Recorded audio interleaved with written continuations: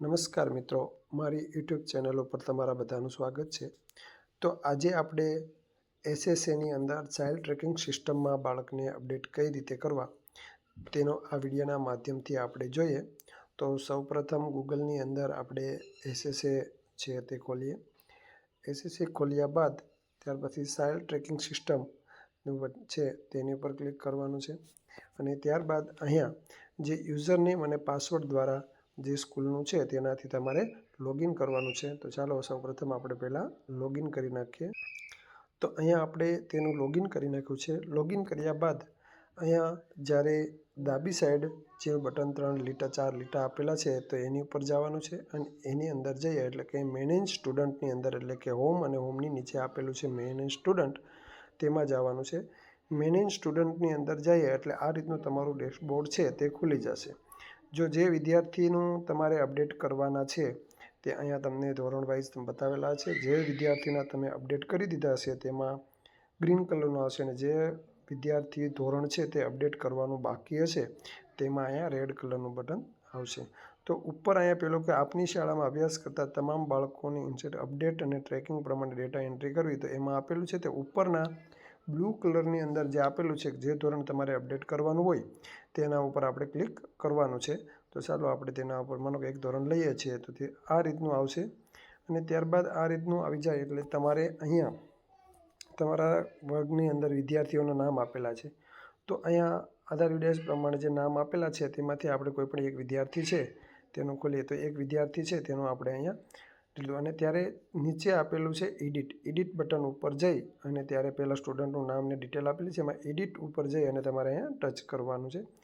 આ રીતે તમે એડિટ ઉપર જઈ અને ટચ કરશો એટલે બાળકની જે તમામ વિગત છે તે આવી જશે. તો પહેલાંમાં પ્રવેશ છે તો એમાં જીઆર નંબર ને આપેલો છે, રોલ નંબર એ આપેલો છે, બાળકનું નામ છે, પિતાનું નામ છે, માતાનું નામ છે અને બાળકની અટક અને 7 નંબરનું છે કે વાલીનું નામ છે, એટલી વસ્તુ છે તમારે આપેલી છે.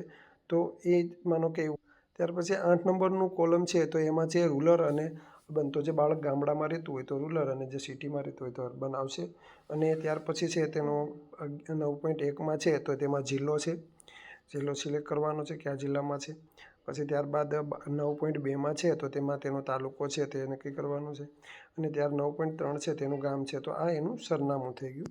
9.4 છે તો તેમાં તેનો ઘર નંબર છે તે લખવાનું છે અને 9.5નું છે તો કે વસાહત કયા વિસ્તારની અંદર રહે છે તો કે વસાહત ફળિયું સોસાયટી એપાર્ટમેન્ટનું નામ તો તે તમારે લખવાનું છે અને લેન્ડમાર્ક એટલે કે કયા ગામમાં છે તો 9.6ની અંદર તમારે તેનું ગામનું નામ લખવાનું છે અને ત્યાર પછી એરિયો છે તો એરિયાની અંદર પણ તમારે તે ગામનું નામ છે તે લખવું. ત્યાર પછી 9.8 છે તો તેનો પિનકોડ નંબર આપેલો છે તો પિનકોડ નંબર છે તે તમારે લખવાનો છે, ગામનો જે પિનકોડ લાગુ પડતો હોય તે. 10મું કોલમ છે તો 10મા કોલમની અંદર જોઈએ તો તે બાળકનો યુઆઈડી નંબર આપેલો જ છે અને બાળકની જે 11મું છે તો તેમાં કઈ ભાષા છે તો એમાં ઘણી બધી ભાષા આપેલી હોય છે તો આપણે જે ભાષા હોય તે ભાષા એની સિલેક્ટ કરવાની છે. ત્યાર પછી તેનો 12 નંબર છે તે જન્મ તારીખ આપેલી છે અને ત્યારબાદ પ્રવેશ તારીખ છે તે કયા વર્ષમાં તેને પ્રવેશ લીધેલો છે તે 13 નંબરનું છે. 14 નંબરનું છે તેમાં સ્ત્રી છે કે પુરુષ છે તે કોલમ લખવાનું છે અને 15 નંબરનું છે કે સામાજિક જાતિ તો તેમની અંદર તમારે અહીંયા જાતિઓ આપેલી છે, જનરલ, એસસી, એસટી અને ઓબીસી તે જે જાતિનું હોય છે તે જાતિ વિશે તમારે લખવાનું છે. અને પેટા જાતિ છે તો તે પેટા જાતિ પણ તે અહીંયા આપેલી હોય છે અને પેટા જાતિમાં પણ તમારે અહીંયા લખવાનું જે આવતી હોય છે તે તમારા વિદ્યાર્થીની તે તમારે લખવાની છે. અને ત્યાર પછી ભારત સરકાર દ્વારા જે આધાર કાર્ડ નંબર આપેલો છે તે આપણે ત્યાં અહીંયા એનો માનો કે 17મા કોલમની અંદર આધાર કાર્ડ નંબર છે તે લખવાનો છે. અને ત્યારબાદ 18મી કોલમ છે એમાં આધાર કાર્ડ મુજબ છે બાળકનું નામ લખવાનું છે અને 19મી કોલમની અંદર છે તે વિદ્યાર્થી કઈ ધર્મ છે તેનો તે ધર્મ લખવાનો છે. પછી શું બાળકની નાગરિકતા છે તો તેની અંદર શું બાળક ભારતીય નાગરિકતા છે તો તેની અંદર આપણે છે તો આ લખવાનું છે.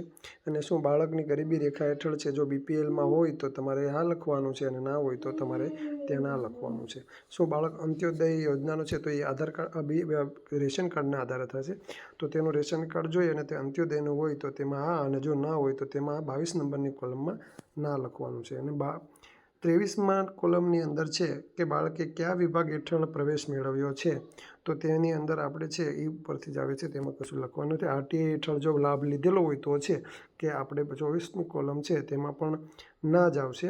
શું 25મી કોલમ છે તેમાં બાળક વંચિત જૂથમાં આવે છે. જો વંચિત જૂથમાં આવતું હોય તો લખવાનું છે, ન આવતું હોય તો તમારે ના લખવાનું છે. 26મું છે કે તે પણ બાળકનું અભ્યાસનું છે ધોરણ, તે જે કયા ધોરણમાં અભ્યાસ કરે છે તે આવશે. અને અભ્યાસનો વર્ગ છે, જો માનો કે અ બ જે વિદ્યાર્થીનો અભ્યાસનો વર્ગ આવતો હોય તે અભ્યાસનો વર્ગ છે તે રીતે લખવાનો છે. પછી છે પૂર્વ પ્રાથમિકની એટલે કે 28મી કોલમ છે, પૂર્વ પ્રાથમિકની સ્થિતિ. તો આ શાળાની અંદર છે તો આ શાળાની અંદર અને બીજી શાળામાંથી આવેલા હોય તો બીજી શાળામાં કે અગાઉની પ્રાથમિક શાળા અને ગત વર્ષનું અભ્યાસનું ધોરણ છે તો કયું ધોરણ છે તે તમારે લખવાનું છે. ગત વર્ષનું ધોરણ તેમાં લખેલું જ હશે. અને ગત વર્ષના હાજરીના દિવસ તો 23 નંબરના કોલમમાં જે કે ત્રીજા ધોરણમાં બાળકને કેટલા તે હાજરીના દિવસો હતા તે તમારે અહીં હાજરીના દિવસો છે તે લખવાના છે. છેલ્લે પરીક્ષામાં બેઠેલા છે કે તો ત્યાં આપણે પરીક્ષામાં બેઠેલા હોય એટલે તેમાં હા જ પાડવાની હોય છે. અને ત્યારબાદ તમે આ પાડશો એટલે કે છેલ્લે પરીક્ષામાં બેઠા હોય તો પરીક્ષાનું પરિણામ કેવું છે, તો તેમાં આવશે પ્રમોટેડ 5 એટલે પહેલા નંબરનું છે એ તમારે પ્રમોટેડ 5 છે તે આપવાનું છે. અને છેલ્લે પરીક્ષામાં મેળવેલા ટકાવારી, તો બાળકને કે તમારા જે ટકાવારી કેટલી આવી છે તે 33ની કોલમની અંદર તેની ટકાવારી છે તે આપણે તમારે તે લખવાની છે. ટકાવારી લખ્યા બાદ 24મી કોલમ છે તો 24મી કોલમની અંદર તેનું શિક્ષણનું માધ્યમ કયું છે તો એ ગુજરાતી છે તે આવશે. અને ત્યારબાદ આપણે જોઈએ તો કે 35મી કોલમ છે, શું બાળક દિવ્યાંગ કે છે તો દિવ્યાંગ હોય તો યસ કરવાનું છે અને જો ન હોય તો તમારે ના કરવાનું છે. અને ત્યાર પછી 36મી કોલમ આપેલી છે કે ભાઈ દિવ્યાંગ બાળક હોય તો તે દિવ્યાંગનો પ્રકાર, જો હોય તો તેના પ્રકાર આપણે ટીક કરીએ છીએ તે મુજબ આવશે તો તે તમારે, અને તેના પ્રકારને એવું લખશો એટલે દિવ્યાંગ પ્રમાણપત્ર છે તો તે પણ આપણે બતાવવું પડશે. પછી 37મું છે, 37 કે દિવ્યાંગતાનું પ્રમાણપત્રનો નંબર છે તે પ્રમાણપત્ર હશે તો એ પણ છે. અને વિકલાંગતા કેટલા ટકાવારી છે તે બતાવવી પડશે. અને મેડિકલ સર્ટિફિકેટ જો ના હોય તો પછી નથી તો એનું કારણ બતાવવું પડશે, અથવા અન્ય કારણ જે હોય તે આ 37મી કોલમની અંદર બતાવવાનું રહેશે. પછી ત્યારબાદ આપણે જોઈએ તો 38મું કે યુડાઇસ કાર્ડ નંબર જો ના હોય તો તે કાર્ડ નંબર હોય તો તે આપવાનો છે, નથી હોતું તો નહીં. અને યુઆઈડ કાર્ડ જે છે તે હોય તો જ આપણે તે દિવ્યાંગતાનું જે બતાવવાનું રહેશે. અને 38મું એક પોઈન્ટ કાર્ડ જારી કરવાની તારીખ છે એ આપવી પડશે. કાર્ડ યુડાઇડ કાર્ડ માન્ય છે કે નહીં તે 38.2માં એ બતાવવાનું રહેશે.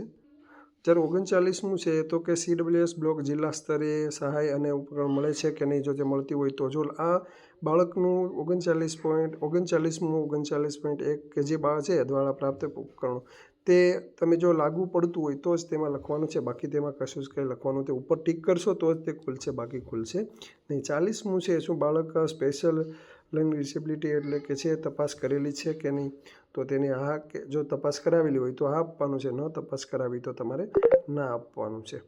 અને ત્યારબાદ જે કે જો બાળક એસએલડી પ્રકારનો જણાવેલો એટલે કે તે છે કે ભાઈ એનો પ્રકાર છે તો કે ડિસેબિલિટીનો તો એ આપણે લખવાનો છે કેવો પ્રકાર, જો તમે તપાસ કરીએ છે તો બતાવશે.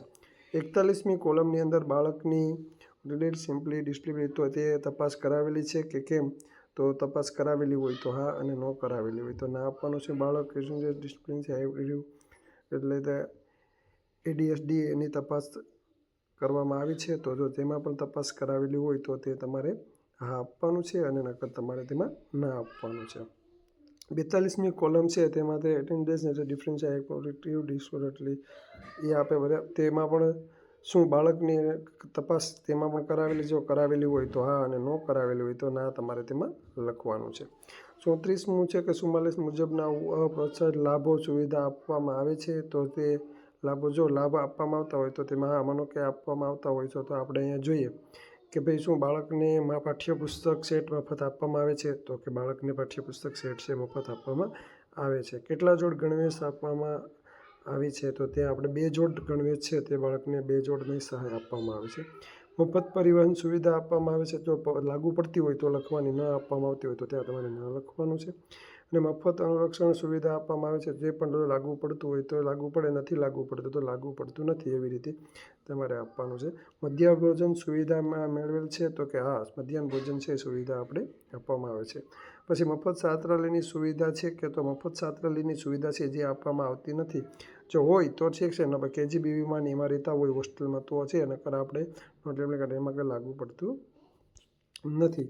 તો એ જો મફત છાત્રાલયની તમે ના આપશો એટલે તેમાં 49માં એક છે કોલમ, તે તમારે લખવાની હતી. મફત સાયકલની સહાય આપે તો સાયકલની સહાય આપવામાં આવતી નથી આ પ્રાથમિકની અંદર, તો કંઈ નથી. અને વિનામૂલ્ય મોબાઈલ, તો તેમાં પણ આપણે વિનામૂલ્ય મોબાઈલ કે જેવું આપવામાં આવતું નથી. અને વિદ્યાર્થીએ મેળવેલ શિષ્યવૃત્તિ ગત શૈક્ષણિક વર્ષ, તો એની અંદર છે તો હા, તો તમારે છે તો ત્યાં આપવાનું છે.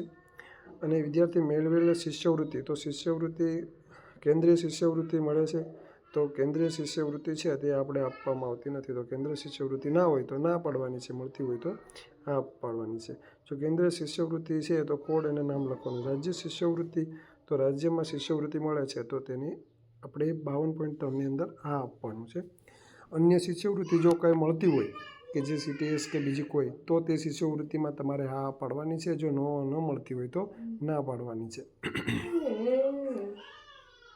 જો ઉપરોક્તમાંથી કોઈ પણ હા હોય તો શિષ્યવૃત્તિની રકમ છે તો કેટલી છે, તો તેમાં માનો કે એની શિષ્યવૃત્તિ છે કેટલી મળે છે, તો કે આપણે 750 શિષ્યવૃત્તિ મળે છે, તો ત્યાં આપણે 750 શિષ્યવૃત્તિ છે તે નાખવાની છે. અને જો SC/STના બાળકો છે તો તેને 3300 રૂપિયા શિષ્યવૃત્તિ મળે છે, તો તમારે તે શિષ્યવૃત્તિ નાખવાની છે. શું બાળક બેઘર છે તો માતા પિતા સાથે રહે છે એટલે તેમાં કોઈ દર્શાવવાનું નથી. અને વિદ્યાર્થીઓ કોઈ પણ ઇતર પ્રવૃત્તિમાં સામેલ છે, જો ઇતર પ્રવૃત્તિમાં સામેલ હોય તો તમારે ત્યાં હા પાડવાની છે, ના હોય તો ના પાડવાની છે. વિદ્યાર્થીઓ હોશિયાર અને પ્રતિભાશાળી તરીકે આપે છે, જો એના પ્રતિભાશાળી હોય તો હા, ન હોય તો તેમાં ના દર્શાવવાનું છે. અને આમાંથી ક્યાં વિદ્યાર્થીને હોશિયાર પ્રતિભા, જો ના દર્શાવશો એટલે તે તમારે ભરવાનું નથી. પણ જો આ બતાવશો તો તમારે ક્યાં પ્રતિભાશાળી છે, તેનું માર્ગદર્શન પૂરવામાં આવે છે કે નહીં, 55 પાલન પોષણ શિબિરમાં વિદ્યાર્થી ભાગ લે છે કે તો તે બતાવવું પડશે. જો ના લેતો હોય તો નહીં. 55.3.1માં જો 56.3 આમાં હોય તો રાજ્ય કક્ષાએથી છે કે કઈ છે, રાષ્ટ્રીય કક્ષાએથી છે કે કઈ છે, તે તમારે દર્શાવવાનું રહેશે. અને રાજ્ય કક્ષાની સ્પર્ધા, ઓલિમ્પિક, રાષ્ટ્રીય કક્ષાની સ્પર્ધાઓમાં જો ભાગ લેતો હોય તો તમારે બતાવવાનું રહેશે. 56મું છે વિદ્યાર્થી NCC અને NSSમાં લે છે તો એમાં આવતું નથી એટલે તેમાં આપણે ના દર્શાવવાની છે. STP અંદર ખાસ તાલીમ આપવામાં આવે છે તો લાગુ પડતું નથી. 58 છે બાળક શૈક્ષણિક વર્ષમાં અથવા શૈક્ષણિક વર્ષના બહાર બાળકોને આઉટ ઓફ સ્કૂલ છે તો શાળા બહારના બાળકના હોય તો નથી આપવાનું. 59મું છે તો જો 58માં હા અને જેમાં બાળકને મુખ્ય પ્રવાહમાં કરવામાં આવે છે તો એમાં પણ કશું જ લખવાનું સિલેક્ટ કરવાનું થતું નથી. ત્યારબાદ બાળકની બેંકની ડિટેલ આવે છે, તો 60ની અંદર બેંકનું નામ છે, કઈ બેંકમાં તેનું ખાતું ખોલેલું છે તે, બાળકના એકાઉન્ટ નંબર આપવાના છે. 62માં એકાઉન્ટ ધારકનું નામ છે તે લખવાનું છે. અને શાખાનું નામ છે તે લખવાનું છે કે કઈ શાખાની અંદર તેને એકાઉન્ટ છે. અને ત્યાર પછી 64ની અંદર IFSC કોડ છે તે લખવાનો છે. અને 67મું છે તો 11-12નું છે તો તે આપણે લાગુ પડતું નથી. અને આયર્ન અને ફોલિક એસિડની જે ટેબ્લેટ છે તો આપવામાં આવે છે તો તે આ દર્શાવવાનું છે. ડ્રોઈંગ ટેબ્લેટ, તો ત્યાર પછી 69મું છે ડોમેસ્ટિક ટેબ્લેટ આપવામાં આવે છે તો પણ તે આપવામાં આવે છે તો તે પણ તમારે આ દર્શાવવાનું રહેશે. વિટામિનની આપવામાં આવે છે તો પણ તેમાં પણ આ આપવાનું છે. ત્યારબાદ તમારે 71મું છે તો મોબાઈલ નંબર છે વાલીનો તે તમારે લખવાનો છે. અને 72ની અંદર વૈકલ્પિક મોબાઈલ નંબર, એટલે બીજા કોઈ એના વાલીનો મોબાઈલ નંબર હોય તે તમારે દર્શાવવાનો રહેશે. અને ત્યાર પછી 73માં જે સ્કૂલનું અથવા તો તેનો વાલીનું જે ઈમેલ એડ્રેસ હોય તે લખવાનું છે. અને 74મી છે કે ભાઈ ચાલુ શૈક્ષણિક વર્ષમાં બાળકની સ્થિતિ કઈ છે, તો તે આ શાળાની અંદર હોય તો આ શાળાની અંદર, જો શાળા બહાર હોય તો એ શાળાનો, એટલે કે તેમાં તમારે આ શાળાની છે. ત્યારબાદ નીચે આપેલું છે કે અપડેટ, તેના ઉપર તમે અપડેટ આપશો એટલે તમારા જે વિદ્યાર્થી છે તેની બધી જ માહિતી છે તે અપડેટ થઈ જશે. તો મિત્રો, વિડીયો ગમ્યો હોય તો લાઇક, શેર અને સબસ્ક્રાઈબ કરજો અને તમારા અન્ય મિત્રો સુધી વિડીયો પહોંચાડજો. ધન્યવાદ. નમસ્કાર.